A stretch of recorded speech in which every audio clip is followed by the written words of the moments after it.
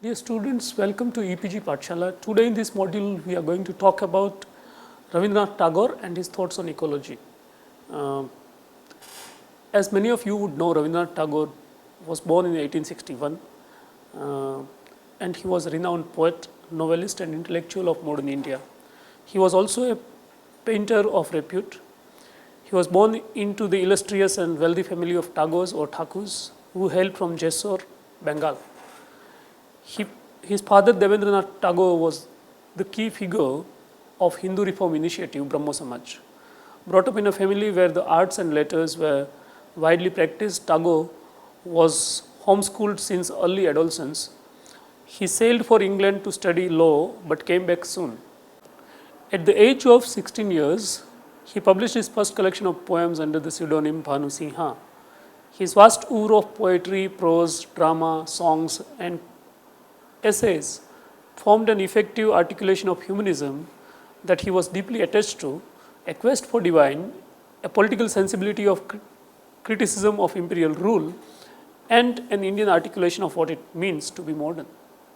In 1890, Tagore began managing his father's estate in Sialda. His stay here drew him closer to villages as a space and prodded his thoughts on the relationship between a city and a village. In 1901, he moved to Shantiniketan where his family owned land and began building a school and a university which would administer education outside of the oppressive discipline which had made him dislike school in his childhood. The Vishwabharati University struck roots here. He also started Sri Niketan, the cottage industries initiative, to engage with the activities of the village communities around Shantiniketan. During the partition of Bengal in 1905, Tagore raised a strong voice in opposition. He received knighthood in 1915 and returned the honor in response to the massacre in Jallianwala Bagh, Amritsar in 1919. He was the first non-European to receive the Nobel Prize for Literature in 1913 for his collection of poems called Gitanjali. He became a critic of nationalism, a strong centralizing ethics that crushes people's intimate localizing ties and sensibilities. He gave expression to his sentiment in the famous Japan lectures in 1924. He interacted with and enjoyed the respect of many artists and intellectuals in the West, including W.B. Yeats, who wrote the preface to the English translation of Gitanjali, Ezra Pound, Thomas Mann, Albert Einstein, etc. His criticism of the egotism that carried much anti-colonial energy and the need to rethink nationalism through local lenses find expression in the novel Ghore Bahire, that is home and the world. Nature idealization, spiritual humanism, and the quest for wholeness in Tagore's work.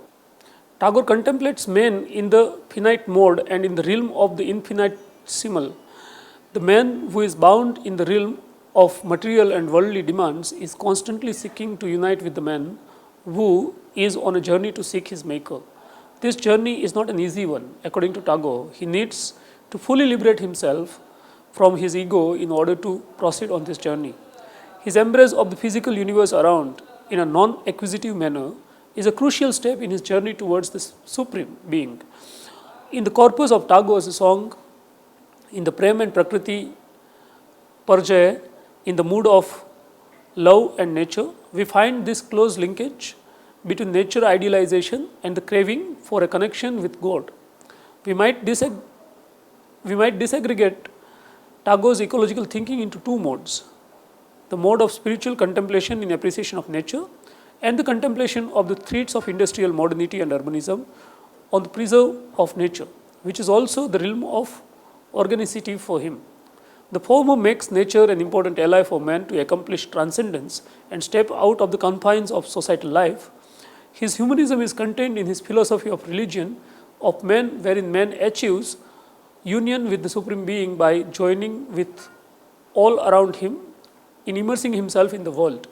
Such immersion for Tagore is personal and individuated, not a union in losing the self in a community. Group modes of being don't find much significance as Tagore sees such a quest as each man's own personal individual one. He writes in his work, The Message of the Forest, 1919, that, I quote, "When we are threatened with loss of self-respect, when our mind is overwhelmed with the idea that there can be only one type of civilization worth the name, and that a foreign one, when our one conscious desire is to strive with all our might by begging, borrowing, or stealing towards some ideal of perfection which can only be related to us as a mask to a face or a wig to a head, then our only hope lies in discovering some profound creative desire persistent in the heart of our race, in the subconscious mind of our people. For in the long run, it is our subconscious nature which wins. And it is the deeper, unseen current of the mind which greatly cuts its own path and reaches its own goal, not the conscious waves on the surface, which clamorously makes themselves obvious and vigorously storms at the present time. The environment in which we see the past of India is the forest, the memory of which permeates our classical literature and still haunts our minds. The memory of these sacred forests is the one great inheritance which India ever cherishes through all her political vicissitudes and economic disturbances. Unquote. As a thinker and a human being, Rabindranath Tagore seeks wholeness. The longing for wholeness is so critical that it recurs throughout his writing over a long period.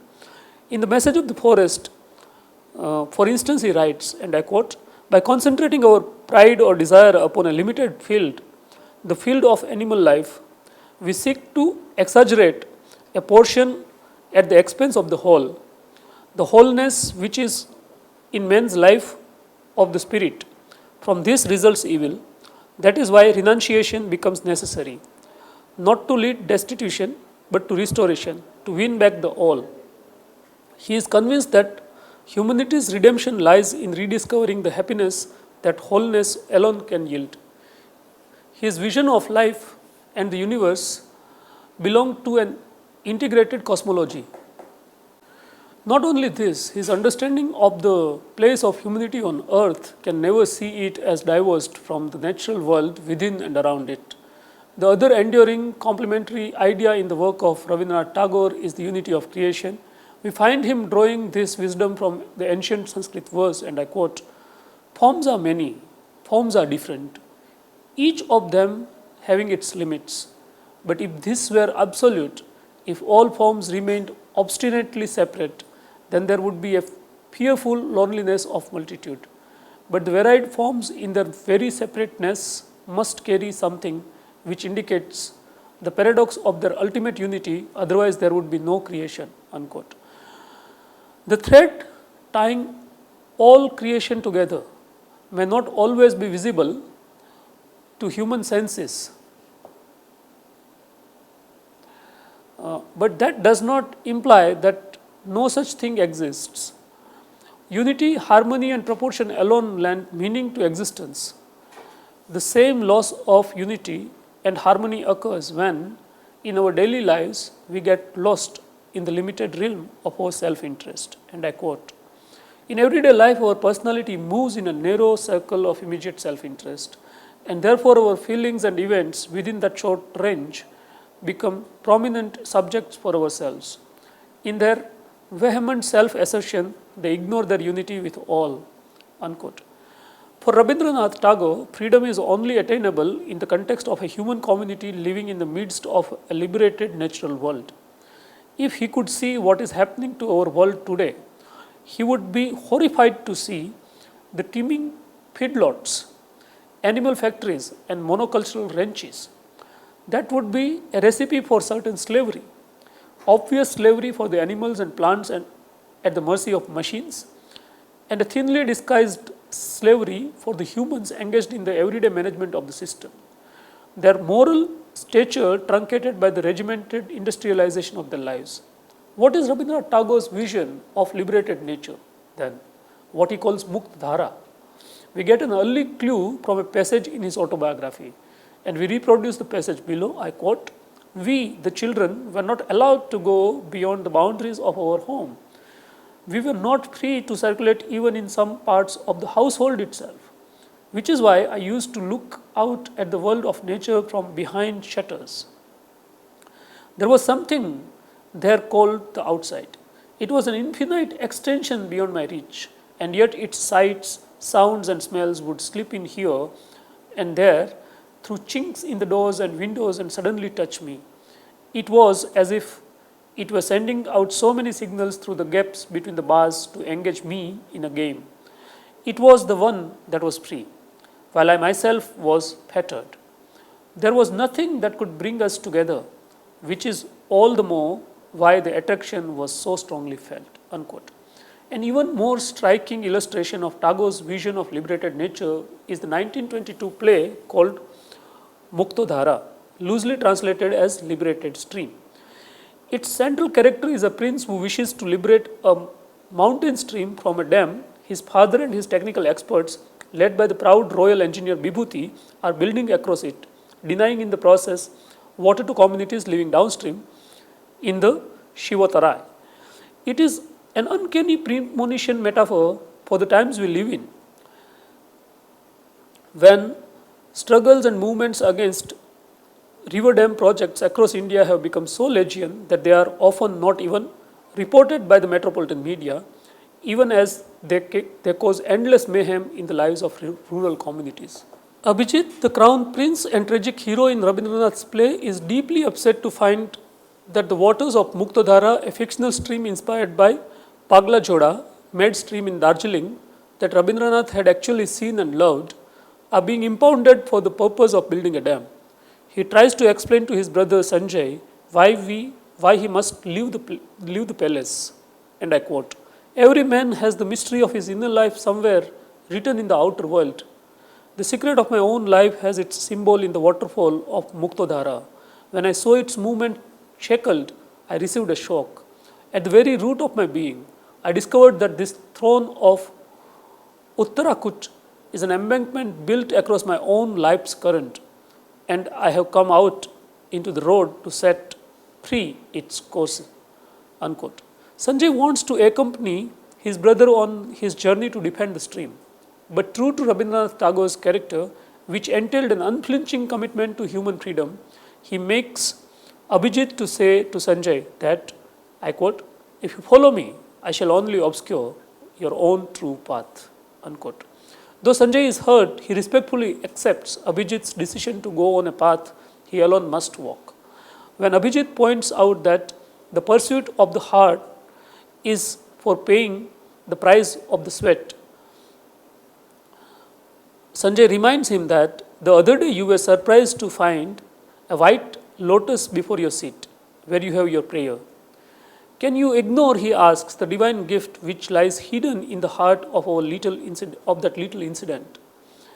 Abhijit responds that it is for the sake of that very love, which is in this world, I cannot tolerate this hideousness. It kills the music of the earth and laughs its sinister laughter, displaying its rows of steel teeth in the sky. Because I love the paradise of the gods, I am ready to fight the titans who menace it. Unquote. What Rabindranath Tagore thinks of a powerful system of technical knowledge and the personnel that are deployed in the domination of nature and the human communities who live in its intimacy with it is revealed at a point in the drama when the citizens of Shivatarai are having a conversation with each other. The first one has this to say about the men of Uttarakut, led by the king's engineer Bibhuti. I quote, "They are born to drudgery. They spend their lives in going from market to market and from one landing place to another." Unquote. The second one chimes in. I quote, "They have no culture worth speaking of. The books that they have are worth nothing." Unquote. The first one agrees.